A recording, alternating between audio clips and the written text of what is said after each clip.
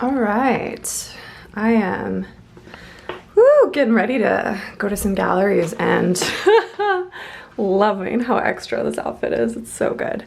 I'm wearing head to toe Frankie shop, and I straightened my hair for the first time in like 100 years because I'm trying to take better care of it. So I figured I could once in a blue moon, just considering that, I don't know, I'm gonna go home for Thanksgiving for a bit, and so I'm gonna not do any damage to it for a while. So, but yeah, this is all from Frankie shop. Yes, I have my Christmas decorations up already. Such a mess, but yeah, I'm gonna head over to Chelsea and then probably Lower East Side today if we have time. Very excited. Fingers crossed I can get into the I almost just called it the Travis Scott exhibition, the Hauser Wirth exhibit with George Condo, which the Travis Scott portrait is there, so it's probably why the tickets were booked out, but fingers crossed that was an illusion and I can actually get in, so we shall see.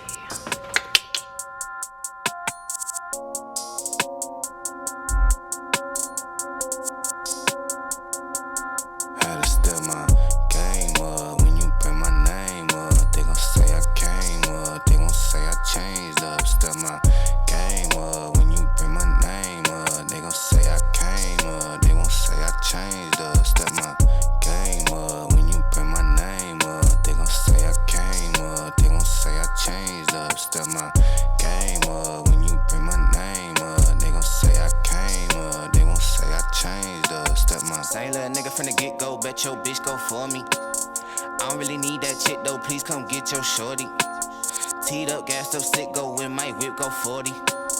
Come, I really don't miss shit though, you gon' get your shortly. Oh, that's shortly, do the work and read the end of it. Selling game and pimping penny shit, popping off of purely penmanship. Business shit, you not a benefit. Beneficial moves, I been a man. Shaking, moving like the minute hand. Beat the coochie like an hour long. Keep it lit, I keep the power on. Power up, a super saiyan, Superman, saving hoes, not I. Top tier, top floor, top shotter, you are not top 5. To be completely 100, these people can't keep me from coming, I'm moving now. Fuck what you doing tomorrow, if you wanna do it, I say you get to it now. I see the view from the top of the podium, out of your sodium wingspan. I am the nigga they itching to see when you sitting with me, you a wingman. So not only is this Titus's first show at the gallery, but it's actually a celebration of his representation by Gagosian Gallery, which is such a huge deal. And Titus is known for really taking another look at American history by deconstructing images and existing representations and styles, and he wants to really dislodge history from its past in order to understand the impact on the present. At first glance at these images, they look so beautiful with these rich colors and this really safe kind of suburban environment in the background. But a closer look, and once you start to understand what these images are actually saying, is they're presenting a really haunting narrative of Black motherhood, where there's a lot of fear and just building up trauma around the disappearance of children.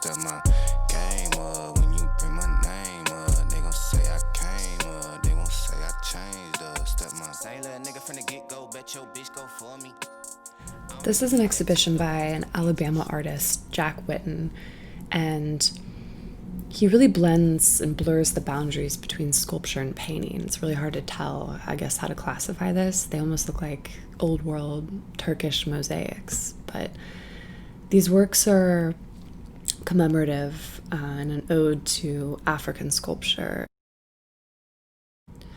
George Condo is one of the few artists whose drawings I think are just as impressive as his paintings. In fact, some of his drawings are actually a combination of drawing and painting, so I guess he's kind of cheating, but yeah, I mean, the detail in these and his style really through and through. And this exhibition as a whole, all of these works were created during quarantine, and they're really meant to represent sort of the loss of self and the insanity that we're going through because time is being warped. All of our references to society moving and changing and even ourselves growing and evolving are very stunted, and it's just a very confusing and really tough time for all of us. And that's where the title of this exhibition comes from, which is Internal Riot. On the 5th floor of the gallery is the next part of the exhibition, and it's a series of paintings of his famous portraits that he's known for. And because of quarantine and because of COVID, George Condo had to have a pretty different departure from how he normally creates these works. He wasn't able to see a lot of these individuals in person and really feed off of, their energy and personalities. He had to rely on pictures from the World Wide Web and in that kind of way. So it's interesting to see how maybe people's personalities are captured. And within this exhibit is a very exciting portrait that's super, super famous now, even very much outside the art world. And it's this portrait of Travis Scott. And it was the cover for his latest single franchise that he had with Young Thug and MIA. And to see this in person is just next level. It's the highlight of the exhibit, by all means.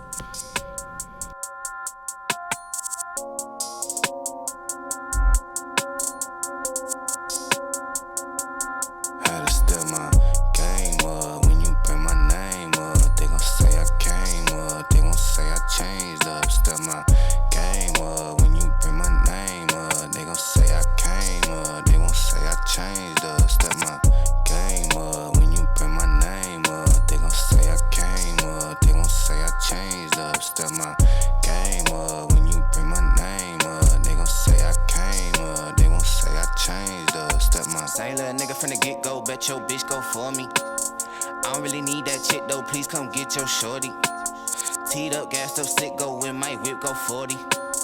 Come, I really don't miss shit though, you gon' get your shortly. Oh, that's shortly, do the work and read the end of it. Selling game and pimping penny shit, popping off of purely penmanship. Business shit, you not a benefit. Beneficial moves, I been a man. Shaking, moving like the minute hand. Beat the coochie like an hour long. Keep it lit, I keep the power on. Power up, a super saiyan, Superman, saving hoes, not I.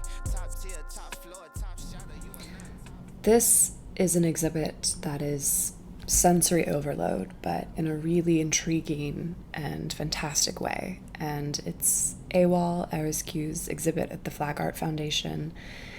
And the purpose of this exhibit is he wants to really engage in this Afrocentric perspective where he's driving home a really strong counter-narrative to how Western society usually talks about African and African American culture, and he's really leaning into African American iconography and trap music and Islam, and yeah, it's a really powerful. You're kind of wrapped up in this exhibit as you walk through, and it's just conveyed in a really beautiful way. You can't see it in the film, but it actually smells incredible. There's lots of incense in this exhibit as well.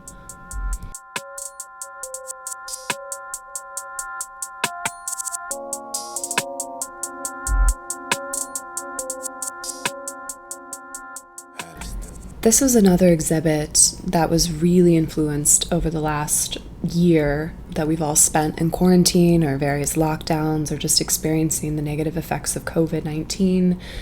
And this is Amy Sillman's exhibit at Gladstone Gallery. And she was initially meant to have this exhibition much earlier in the year before all of this. And then the show was postponed due to COVID, and these works are a representation of the thoughts that I think a lot of us were having, frankly, during this time of how do I create when everything's falling apart? Where do I go from here? And these paintings are really indicative of just sitting down and forcing yourself to move forward, and that to understand that sometimes hard times aren't a bad thing, that they actually push us past our comfort zone, they push us past, what we think we're even capable of, and that all you can do is continue to create, which is such a powerful statement.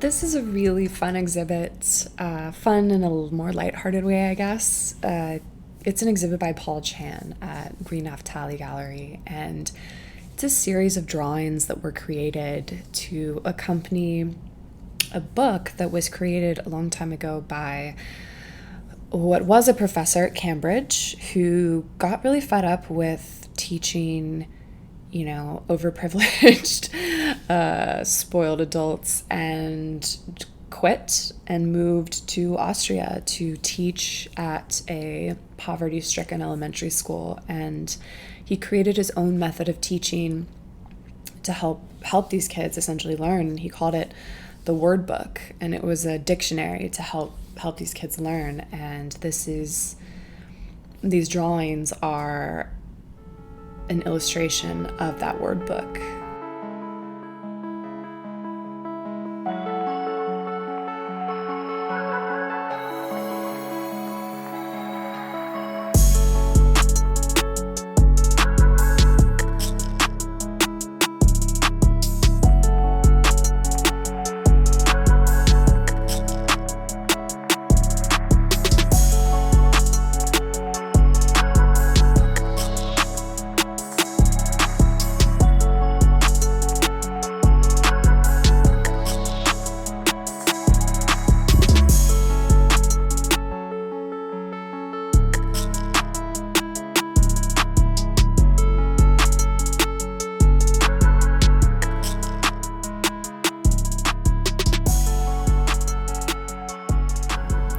This is another special celebration of an exhibition. This is Sam Gilliam's first exhibit since being represented by Pace Gallery.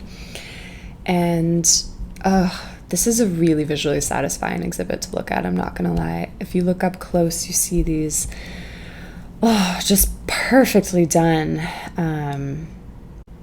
stacked stained plywood and aluminum sculptures that were inspired by and influenced by African architecture, and it is just very, very satisfying to the eyes.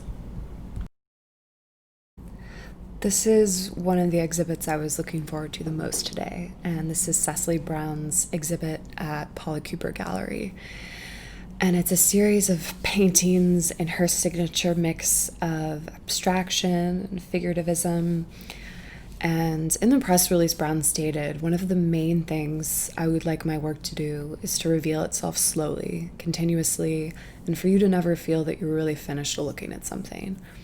And honestly, she couldn't have said it better. Sometimes artists have trouble explaining their work, but I think this is the absolutely perfect explanation of Brown's work. The more time you spend with it, the more you just feel enveloped in it, and it's absolutely incredible.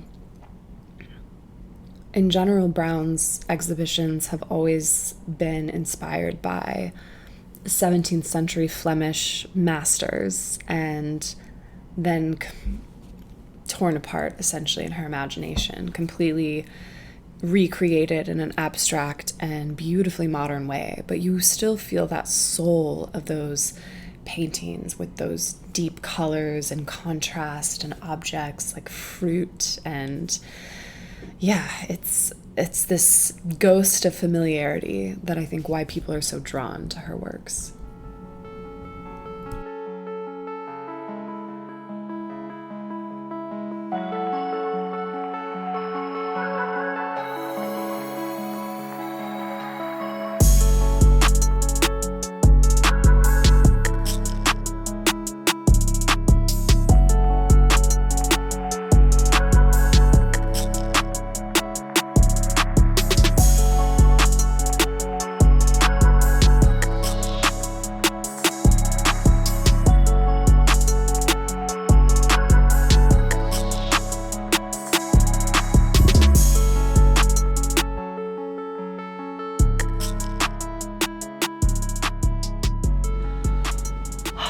my gosh, so it's now a day later in the future, and I just wanted to like recap a little bit yesterday because it's kind of surreal now, but we were out basically looking at all these gallery shows, and it was right when we were going into Hauser Wirth, and we heard people just like cheering out in the streets, and we were like, have the results come in? Like, what's going on?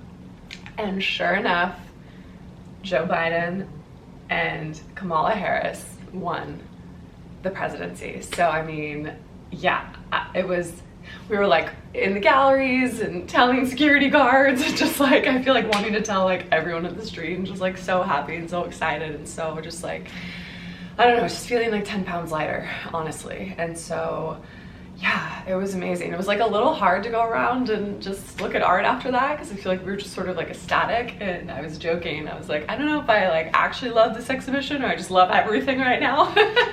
So, but yeah, like we went to Marion Boesky Gallery, and they were, you know, drinking champagne, and I just feel like, yeah, it was really cool to watch everyone celebrate and kind of like be out and experience all these people finding out the news for the first time. And yeah, I just wanted to share that and talk about that, because it honestly was incredible, and it was just like the best day ever, and yeah, it was awesome.